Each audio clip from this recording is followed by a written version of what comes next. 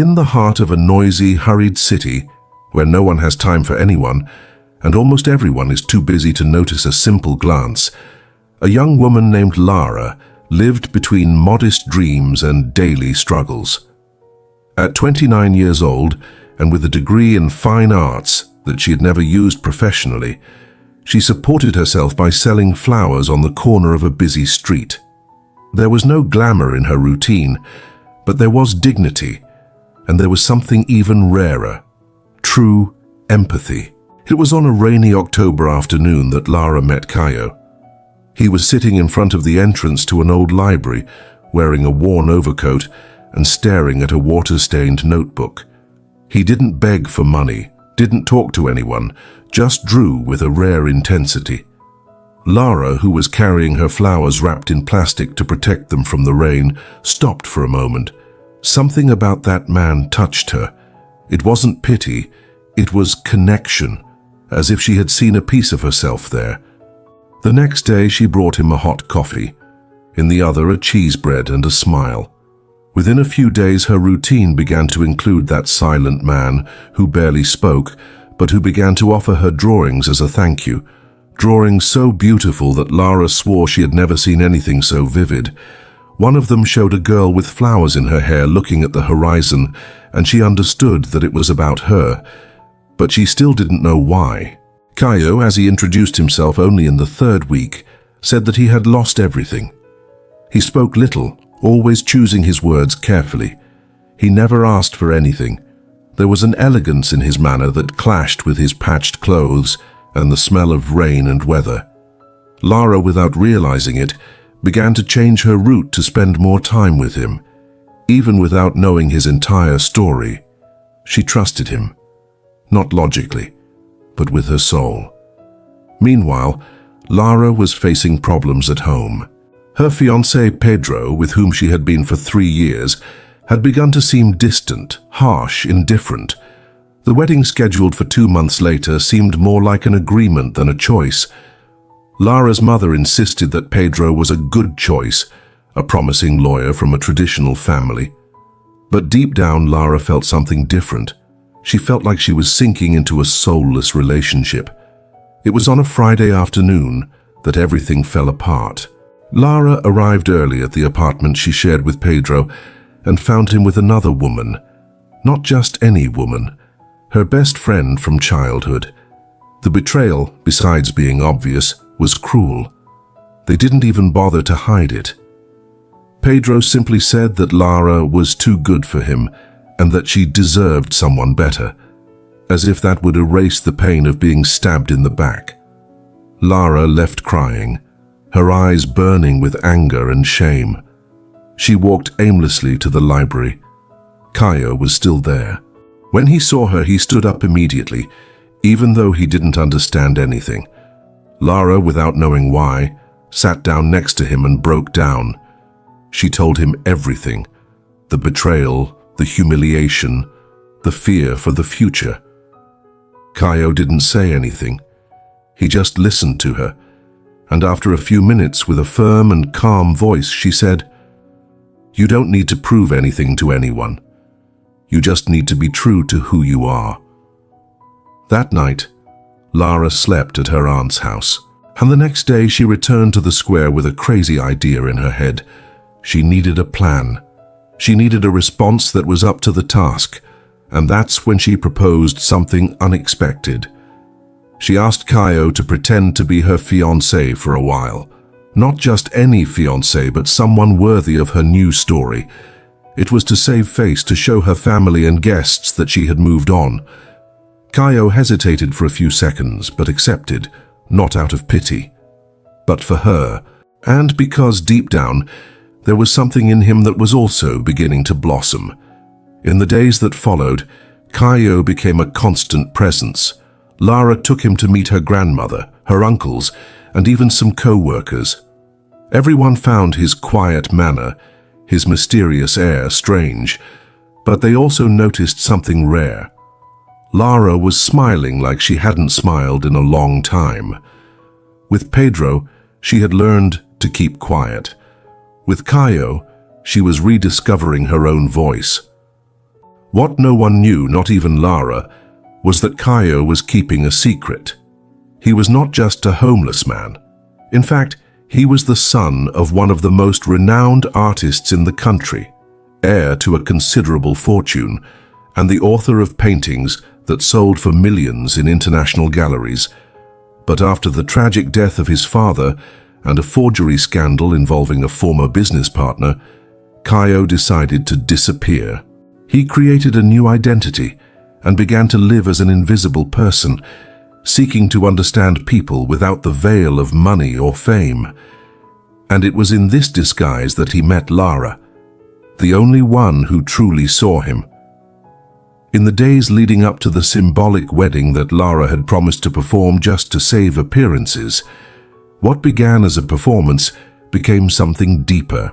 The walks with Caio through the streets of the neighborhood, the dinners improvised with Italian bread and mint tea, the conversations about childhood, fear and dreams, everything seemed light, genuine, as if she was finally breathing after years of being submerged. The original plan was simple, to hold a small event just for family and close friends, to say that she had recently met Caio and that they had decided to get married because, when it's real, you feel it. It sounded cliché, but it fit perfectly with the narrative that Lara wanted to sell to others, and little by little to herself. During the wedding rehearsal, Lara's mother, Donna Dalva, was suspicious. She was the type of person who could smell trouble from miles away, and Caio, with his restrained gestures and introspective air, didn't convince her. "There's something there," she would say quietly to her older sister.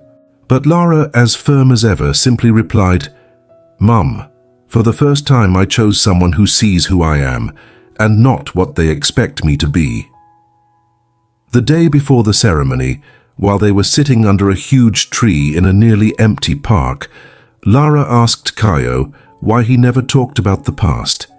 He smiled with his eyes downcast and replied, "Because there are things that, if said before the right time, can lose their value." That enigmatic and poetic phrase reverberated in her mind throughout the night. The wedding day arrived. Lara wore a simple but beautiful dress, made by a seamstress who was a family friend, with discreet lace on the shoulders and a short veil that looked more like a flower tied in her hair than something ceremonial. Caio wore a borrowed suit that fit him perfectly. Anyone who saw him there, arm in arm with her, would never have imagined that, until a few days ago he had been sleeping on a park bench. The ceremony took place in an open garden, with yellow lights hanging from wires between the trees, and a soft soundtrack in the background. The guests watched in silence as Lara and Caio exchanged simple but deeply authentic vows. When Caio held her hands and said that she was the first person to truly see him, even when he couldn't see himself, most people's eyes filled with tears. But it was the next moment that the unexpected happened. A tall man with grey hair and an impeccable suit stood up from among the guests and walked to the altar. With a firm but emotional voice, he looked at Caio and said, "You still know how to surprise me, son." The silence was immediate. Lara, not understanding, looked at Caio, and then everything fell apart, or rather everything was revealed. That man was Leonardo Bittencourt, an art collector known in the country's cultural circles. And Caio, in fact, was Daniel Bittencourt, a renowned painter who had disappeared years before after being involved in a scandal that was never proven true. The name was fake. The story was too. But the feelings, those were real. Lara was paralyzed, not because of the lie, but because of the fear that all of that had not been true. She walked away, confused, gasping for air. Caio followed her, trying to explain. He said he chose her precisely because she treated him like someone, even though she didn't know anything. That the truth scared him, because he had already been loved because of her, but never in spite of her. The guests, confused, murmured among themselves. Donna Dalva watched everything in silence, feeling a strange pride in her daughter for having seen what no one else could. And it was there, in that moment of chaos, that Lara made a decision. She returned to the altar, looked at the guests and said, "Today I am not marrying a name, an inheritance, or a status. I am choosing someone who, even though he was hurt, gave me the purest pieces of his heart. And if that is not love, I don't know what is." The applause came spontaneously, and more than that, respect.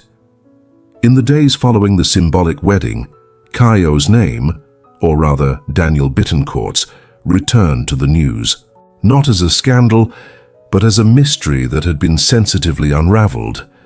Tabloid newspapers tried to pull headlines from the past, but they soon fell silent in the face of Lara's calm and firm stance, which did not allow the story to become a spectacle. "It's not about fortune or escape, it's about healing," she said in an interview with a local channel, which went viral for the simplicity of her words and the intensity of her gaze. Daniel had distanced himself from the art world after his mother's death, when a painting that had disappeared from his family's gallery was used to accuse him of theft and blackmail. It was all masterminded by a jealous former assistant, but the pain of the public accusations swallowed him up before the truth could emerge. He disappeared. He abandoned his canvases, his palettes, his last name. He became Caio. He became a nobody. And it was as a nobody that he found love. A love that required no resume or proof. A love that didn't question him about his baggage, but offered him a space to land. Lara, who had spent much of her life trying to meet other people's expectations, was now building a story where the truth had a place, even when it hurt, even when it was imperfect. The reunion with her father was difficult, but necessary. Leonardo, a businessman who had always treated art as an investment, had to relearn the meaning of the word son. They met at the family's old country house, and Daniel, instead of discussing the past, invited him to paint. Not on canvas, but on a worn wall of the back shed where they had played as children. There the two allowed themselves the silence that heals, the gesture that reconciles without words. Lara, in turn, decided to go back to teaching, but this time in a volunteer creative writing project with women living in shelters. She wanted other people, like her and Daniel, to learn that their own story can be rewritten, that no one needs to accept being defined by the worst chapter of their life. And so the two began a new life, simple but true, without the spotlight, without dinners with cutlery that looked like surgical instruments. They now lived in a small house but with wide windows. Daniel set up an improvised studio in the backyard, where he began to paint again, not for exhibitions, but for his heart. Lara wrote letters to people she had never met, as a form of therapy and connection with the world. Some of these letters ended up being published anonymously on a collective blog and gained loyal readers.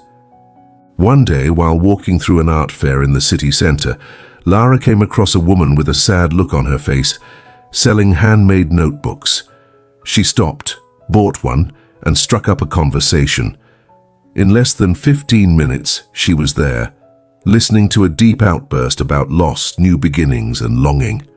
At the end of the conversation, the woman asked, "Why did you listen to me?" And Lara, with the calm of someone who has carried the world on her shoulders, replied, "Because someone also listened to me one day, when all I wanted was to disappear."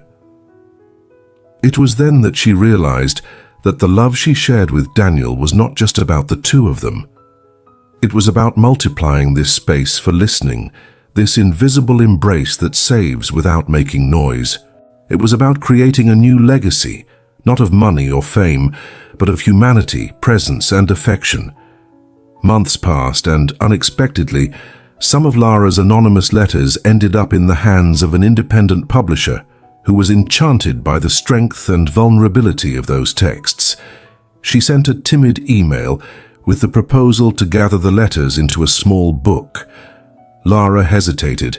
She was afraid of exposure. But Daniel, with that look of someone who has seen the worst and decided to continue, simply said, "The right words find those who need them. Let go." And she did. The book came out with the title, "Things I Would Write to Myself If I Had the Courage." It wasn't a bestseller, but it was a hit in the hearts of many people. It gained space in community libraries, reading clubs in prisons, and discussion groups in public schools. Each time a letter was read aloud by someone who had never met Lara, a wound was gently touched, as if to say, "I've been there too. And I survived." Daniel, now more at ease with his identity, decided to sign his new paintings simply as D. He said it was a way of reminding himself that art doesn't have to be about fame, but about expression. Some of his works began to circulate among young collectors who cared more about history than signature. His art was raw, alive, marked by lines that looked like scars, but beautiful scars like those that tell of a battle won. One day, while walking together in a park, they stopped in front of a mural painted by local artists. Lara leaned her head on his shoulder and said, "I never imagined that such deep pain would bring me so close to my essence." Daniel squeezed her hand and replied, "Maybe that's what life does to us. It breaks everything that isn't real, so that what is true can flourish." And so it was, between simple mornings, afternoons with the smell of paint and nights when they exchanged letters even while sleeping in the same bed, that they began to write this new life. A life that didn't start out perfect, but became precious because it was built with truth, with listening, with acceptance. Today, those who look at them might still see just an ordinary couple, but those who know the story behind their smiles understand that there is a discrete miracle there. Two human beings who survived the weight of the world and chose not to hide. If you've made it this far, I want to thank you. But not with that cold formality that we hear at the end of any video. I want to thank you as if you were receiving a dear guest in your living room, as if you had shared an intimate story with someone who understands. If you saw yourself in any part of this story, if you cried, if you smiled or simply stopped to think about something that you had buried deep down, then this story is also yours, and it would be amazing to hear a little bit of it. Write in the comments what touched you the most, or tell us a story of a new beginning, of healing, of love that appeared when you least expected it. And if you want to continue receiving stories like this, stories that don't have a ready-made happy ending, but have a truly new beginning, subscribe to the channel. Here, each video is made with soul, with listening, with the intention of reminding you that you are not alone. This space is ours and you are part of it. Now tell me, what did this story awaken in you?